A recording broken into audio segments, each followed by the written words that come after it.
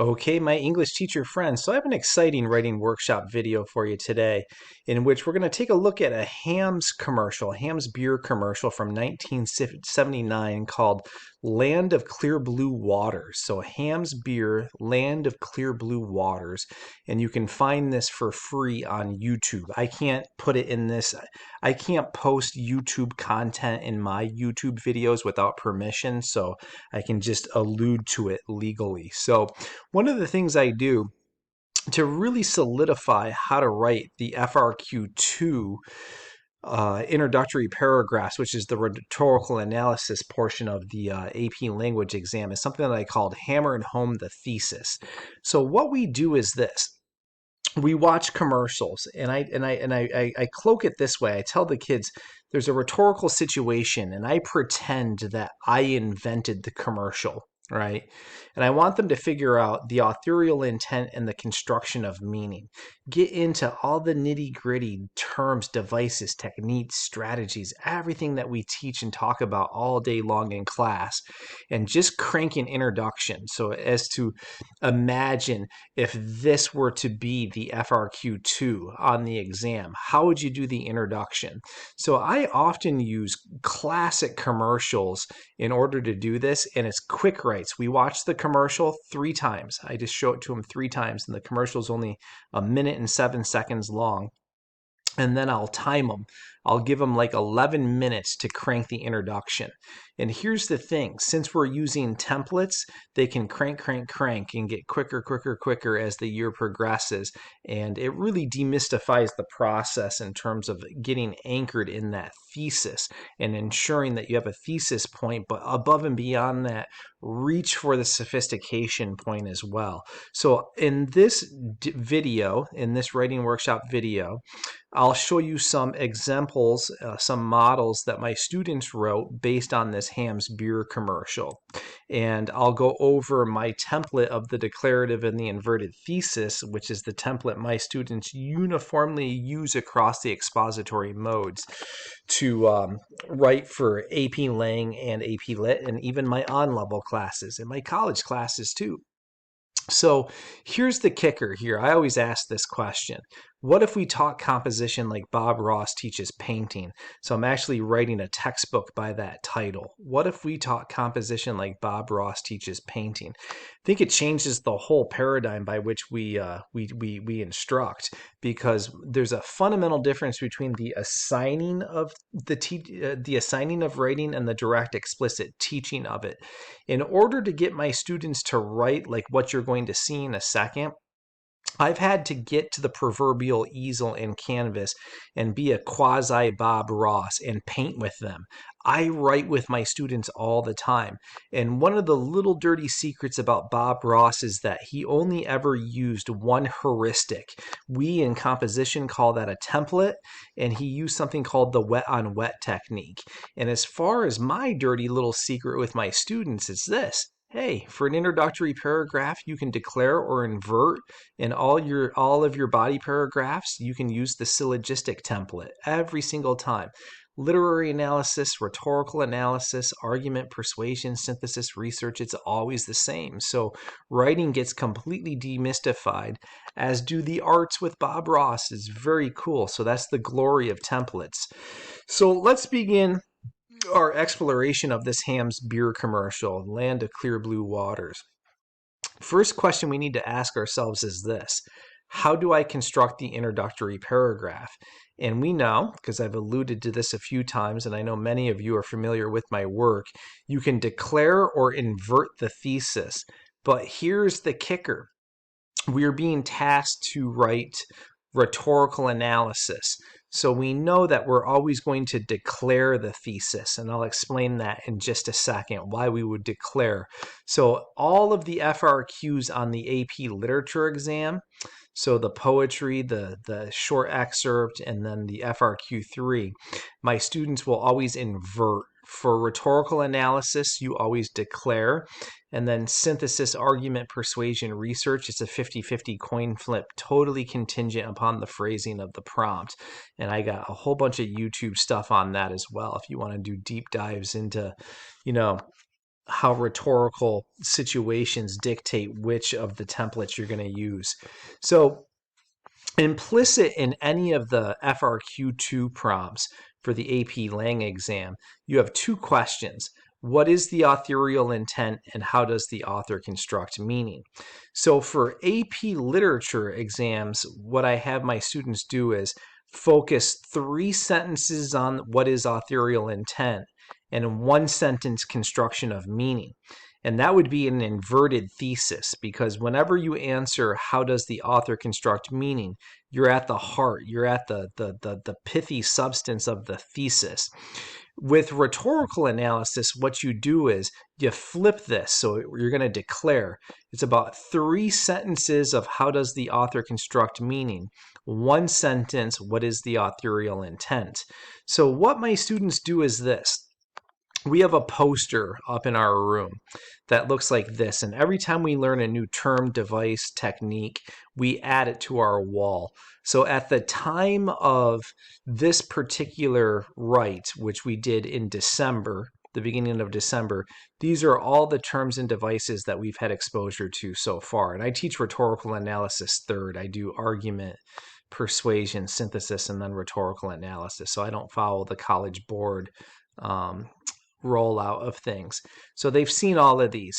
And what I have them do is when they're answering the question, how does the author construct meaning? I tell them to focus on the 3 most salient things that the author does.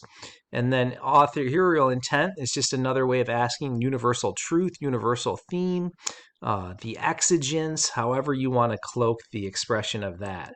So here's how it breaks down if we look at it this way. So you're going to begin with your thesis. How does the author construct meaning? You're going to sprinkle in a little bit of context and background, but really focus on 3 of the most salient moves that the author makes. And then last sentence of the 4 is going to be authorial intent. There's a whole bunch of other stuff that you're going to see my students do well in the beginning of December. One is tier 2 level vocabulary. My students have been, from day one, I get my students the day after Labor Day in September. And they've had an intensive word study academy with me because I know that students' vocabs, their lexicons are lagging a little bit when they come to me. So what I do is a real intensive word study academy to help them augment their vocabulary exponentially. So you're going to see the exemplars and models that I'm going to share with you. These kids have really done yeoman's work to increase their vocab, but they don't sound like goons. They don't sound contrived. They don't sound pretentious. They have this nice teeter-totter balance between the colloquial, the vernacular, and the tier 2 academic. So I don't want them to totally geek out because I think that can preclude them from getting the sophistication point. There's like a swagger, a balance, a teeter-totter between all of that, the casual and the academic. Sentence constructs is a concept that my students learn in my Nuance Academy. We borrow heavily from Strunk and White's Write It Right, and in that manual they have a rule called rule number 18, and they make the assertion that there's 12 different ways to cobble together a single sentence. So my students know the names of all 12 of those sentence constructs, and they're pretty skillful at this stage of the game in terms of manipulating their syntax to achieve voice, rhythm, and flow. So hopefully you see that. You're going to see some pretty neat syntactical twists from my students. And I think that bodes well in terms of getting the sophistication point. And all of them, as I already said, are going to be 4 sentences long. So let's take a look at a few. So it's ultimately a 3+1. 3 construction of meaning, 1 authorial intent. So take a look at this. By the mere fact that Hams incorporates a carefree game of baseball in the form of a cartoon, it is clear that they are targeting a young demographic, right? So the whole idea here is the logos, right? And my students are going to do a lot of implication. So that's the thing. We're trying to get little kids to drink beer here. Despite the drinking age being 18, the implicit tactic is to get kids drinking this product far earlier than that. The juxtaposed scenes that weave fiction and reality also appeals to an older audience, the outdoor sporty uber masculine type. The message is clear. Hams is not only a great way to cap off a day of wilderness and adventures, but for the kids, a few swigs can really catapult your game to the next level, right? And that's it. Focus like on the three most important things. I say salient, the three most salient things that the author is doing, and drop it down. So either imply it or explicitly state it. So my student here said juxtaposition. Totally cool. I'm fine with them doing that. So you got the ethos, the logos, and the juxtaposition are all in here. And you also got the authorial intent. Why did they make this advertisement? And when you're reading speeches, letters, and written text for FRQ2 practice, it's the same questions, right? Same things jump out. Even though we're doing visual rhetoric now, it's the same concept for written text. So you can see here the vocab is really nice. And I like the use of some like jocular colloquial vernacularisms like uber masculine. I like that. Juxtaposed scenes that weave fiction and reality also appeals to an older audience. The outdoor sporty uber masculine type. The message is clear, dash. So they're able to manipulate their syntax for nice voice rhythm and flow. So this one, out of the gate, it definitely has a thesis, a very clearly articulated thesis. It adheres to the template of the declarative paradigm. And out of the gate, I think any AP reader would say, wow, if this kid can carry this for the rest of the essay, they're definitely getting the sophistication point. This is some fancy Nancy type writing here. So here's another one. Perhaps subtle for its era, Ham's tactic is clear. Get the kids hooked young, right? So that's the exigence, that's the authorial intent. By integrating the cartoon, a genre of entertainment clearly designed for a young viewership, the intent is abundantly apparent. But Hams also weaves in a parallel narrative for the adult rugged type as a means to appeal to a wider demographic, chiefly grizzled men. With a playful jingle and ideal depictions of strength, vigor, and endless fun, Hams is insinuating that their product can yield remarkable promises for its consumers. Right? The big thing here that you're going to see my students not do is not plot summarize. I always tell them you're performing rhetorical analysis, not plot analysis.